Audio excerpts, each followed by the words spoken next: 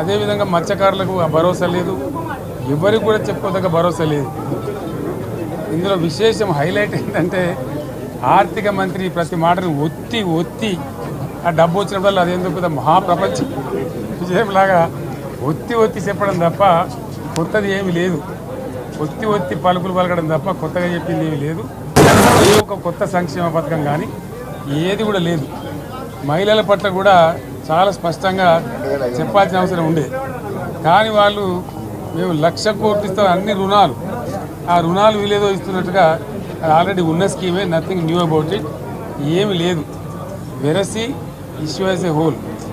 దురదృష్టం ఏంటంటే, చాలా బ్యాడ్ లక్ ఏంటంటే, మేము కూడా ప్రభుత్వం ఏర్పడిన తర్వాత కనీసం ఒక 6 మాసాల సమయం వాళ్ళకి ఇవ్వాలని మేము అనుకున్నాం. నేను కూడా శాసనసభకు దగ్గర రాలేదు. కానీ ఈరోజు బడ్జెట్ చూస్తే ఏ ఒక్క పాలసీ ఫార్ములేషన్ జరగలేదు.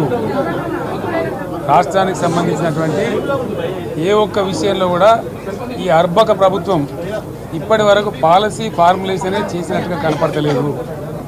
వ్యవసాయం ఉంది, మాకు స్పష్టమైన అవగాహన ఉండే ఈ రాష్ట్రంలో వ్యవసాయ స్థిరీకరణ జరగాలని మేము 2 పంటలకు కూడా ఇచ్చినాం రైతు బంధు.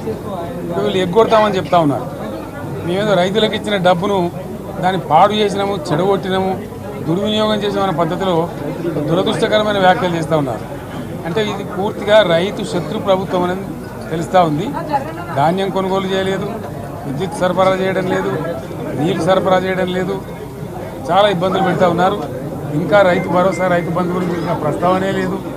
ఎప్పుడేస్తారని మా ఎమ్మెల్యేలు అడిస్తే కూడా కనీసం సమాధానం చెప్తలేరు. కాబట్టి రైతులను వంచింది ప్రభుత్వం, వృత్తి కార్మికులను వంచింది. ఒక్క పాలసీ, ఇండస్ట్రియల్ పాలసీ ఏమిటి? ఏమి లేదు. బట్టి గ్యాస్ ట్రాష్ పంచరంగ ఈస్మాన్ కలర్ లాగా చెప్పడం తప్ప, స్టోరీ టెల్లింగ్ లాగా ఉన్నది తప్ప బడ్జెట్ చెప్పినట్టు లేదు. రాష్ట్రంలో వ్యవసాయ పాలసీ ఏమిటి, పారిశ్రామిక పాలసీ ఏమిటి, ఐటీ పాలసీ ఏమిటి, ఇంకా ఇతర అనేక పాలసీలు, పేద వర్గాలకు సంబంధించిన పాలసీ ఏమిటి అనే దాని మీద ఏ ఒక్క దాని మీద కూడా గ్యాసు ట్రాషే తప్ప, చిల్లర మల్లర ప్లాట్ఫామ్ స్పీచ్ లాగా ఉంది తప్ప అది బడ్జెట్ ప్రసంగం లాగా లేదు. రాజకీయ సభలలో చెప్పినట్టుంది తప్ప ఏ ఒక్క పాలసీని కూడా నిర్దిష్టంగా ఈ పనిని మేము ఎట్లా సాధిస్తాం, మా గోల్స్ ఇవి, మా టార్గెట్స్ ఇవి అనే పద్ధతి కానీ పద్దు కానీ లేదు. ఇది పేదల బడ్జెట్ కాదు, రైతుల బడ్జెట్ కాదు, యువల బడ్జెట్. విశ్లేషణలో మీకు తెలుస్తుంది. భవిష్యత్తులో బ్రహ్మాండంగా మేము దీన్నంతా కూడా చీల్చి చెండాడబోతాం. Thank you.